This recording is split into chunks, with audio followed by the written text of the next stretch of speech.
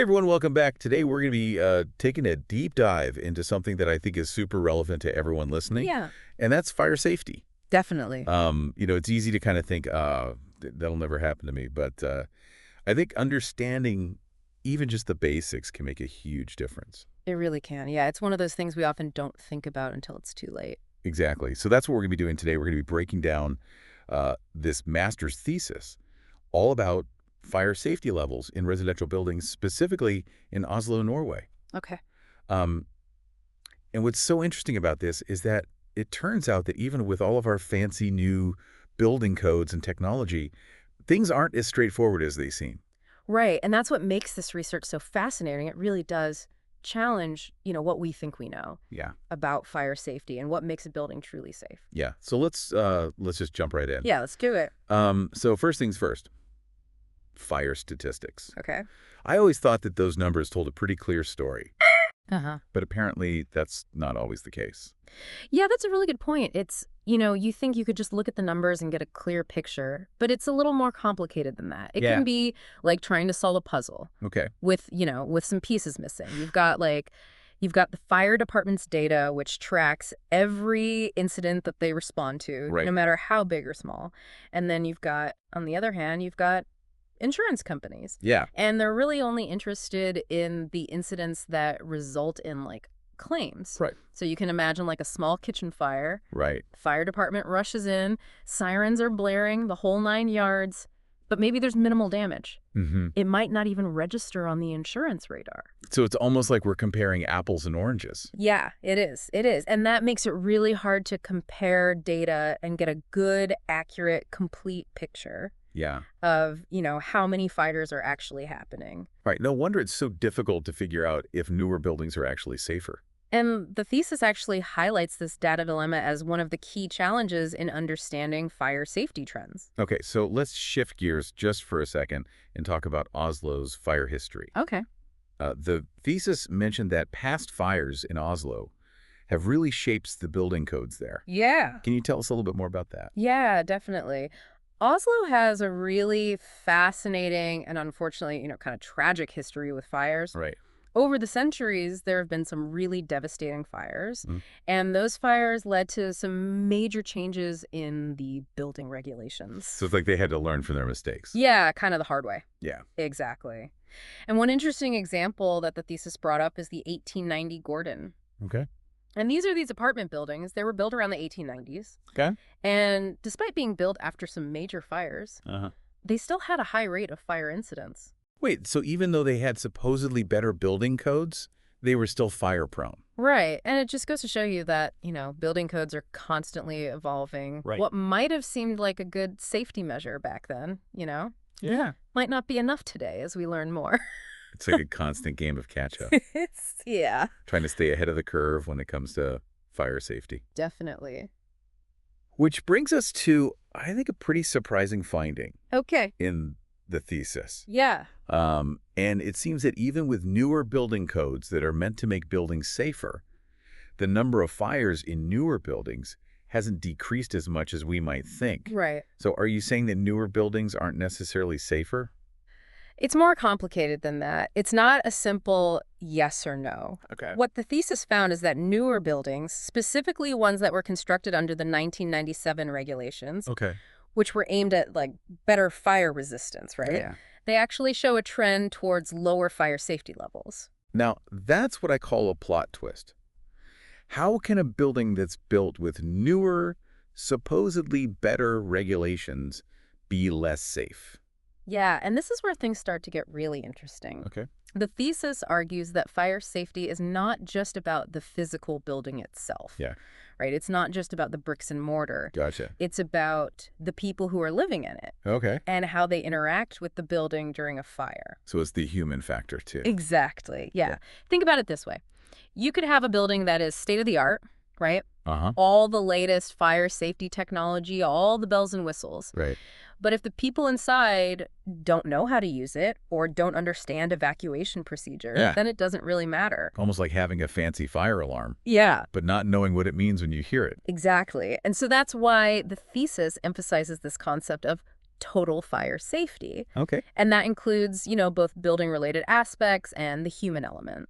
Okay, so how do we measure this total fire safety? I mean, it sounds super complex. Yeah, it is complex, but the thesis proposes kind of looking at fire safety on these two levels. Okay. So the first level is what it calls the building-related fire safety level. Okay. And this is all about the physical features of Yeah. the building Mm-hmm. that are designed to prevent and contain fires. So that would be stuff like fire-resistant materials, Yes, sprinkler systems, fire alarms, clear escape routes. exactly. All the stuff that we think about, right? Yeah? When we think about fire safety. So it's the building's inherent ability to withstand a fire Uh, and to give people a way to get out safely. okay. But then there's this other level, which is the experienced fire safety level. You mean like how safe people feel in the building? Exactly. Okay, even if the building itself is, up to code. Exactly. It acknowledges that people's perceptions and knowledge and actions during a fire Right. can have a huge impact on their safety, Yeah. regardless of how, quote unquote, fireproof the building is. So you could have a building with, like, all the bells and whistles, Yeah. but if the residents panic or don't know how to use the safety features, it's not really that safe. Exactly. And so this experience level looks at things like, do the residents understand the fire safety procedures? Right. How confident are they in their ability to actually evacuate? Hmm. And do they trust that the authorities are going to, respond effectively? It's like having a fire extinguisher but not knowing how to use it. Yes. It's there, but it's not really going to do you any good. That's a great analogy, yeah. And the thesis argues that we really need to be focusing on both levels, Okay. the building itself and the people inside. So it's not just about making buildings more fire resistant, it's also about educating people Yes, and empowering them to react safely. absolutely. It's about making sure people are active participants in their own safety, Yeah. not just assuming that the building is going to take care of everything. Okay, that makes a lot of sense. So the thesis had some interesting recommendations on how to do this. Yeah. One that stood out to me was this idea of a national portal for fire safety information. Oh, yeah. Can you talk a little bit about that? Sure. So imagine a website where you can access all the fire safety information Okay. for your building all in one place. No more digging through dusty old binders Right. or trying to decipher, technical jargon. Right. So instead of those really complicated manuals that no one ever reads, you would have a website that has everything Yes. from like evacuation plans to tutorials on how to use a fire extinguisher. Exactly. It would just make the information much more accessible Yeah. and engaging for people. Yeah. The thesis even suggests, including interactive elements like videos and simulations. That's really cool. It'd be like having like a virtual fire safety guide. Exactly. What else did the thesis recommend? Another really important point was this need for targeted solutions. So instead of having this kind of one-size-fits-all approach to fire safety, we need to be assessing the specific risks of each individual building Okay. and then tailor solutions accordingly. So not every building needs the same level of fire protection. Correct. Yeah. Okay. Factors like the building's design, what materials were used, the number of occupants, and even like what types of activities are happening inside, Wow. all of that contributes to the fire risk. It makes sense. Like a small apartment building probably doesn't need the same level of protection as a huge office building or something. Right, exactly. Yeah. So by taking a more targeted approach, we can actually use resources more efficiently, and we can make sure that buildings have the right level of protection for their specific needs. It's like going to the doctor. Yeah, You get a diagnosis and a treatment plan based on your individual symptoms, right? I like that analogy. That's a good one. Not just some like generic prescription. Yeah, exactly. The thesis also stressed the importance of training and drills for residents. Okay. So it's not enough to just have the knowledge, right? Mm-hmm. People need to actually practice what to do Right. in a real fire situation. Yeah. It's kind of like learning CPR. Yeah. You can read about it all you want, but you're going to be much more prepared if you actually practice on a dummy. Right. The more you practice, the more it becomes second nature. Mm-hmm. And in a fire, you won't have time to think things through. You just need to react instinctively. So fire drills aren't just a nuisance. They're actually a really important part of keeping people safe. Absolutely. And these drills should be tailored to the specific needs of the residents. Okay. So, for example, if you have a building with a lot of elderly residents, Right. you might need to practice, evacuating at a slower pace Mm-hmm. or using, alternative escape routes. Okay. The Thesis also brought up something that I think is often overlooked, and that is the fact that certain groups of people are just more vulnerable Yeah, to fire incidents. right. Can you talk a little bit more about that? Yeah, so statistically speaking, the elderly, people with disabilities, and people with lower incomes are more likely to be injured or killed in a fire. And why is that? Well, there are a lot of reasons. Okay. Some people might have mobility limitations that make it difficult to evacuate quickly. Right. Others might not have access to information about fire safety, or they might live in buildings that just don't have adequate safety features. So it's not just about personal responsibility. It's also about like systemic factors that could put certain groups at higher risk. Exactly. And so it's crucial that we're considering the needs of everyone when we're designing fire safety strategies, Yeah. not just the kind of average person. The thesis specifically mentioned the issue of evacuation for people with mobility impairments. Yeah, and this is a big one. A lot of buildings have elevators that shut down during a fire, Right. which obviously is a huge problem if you can't use the stairs. Yeah.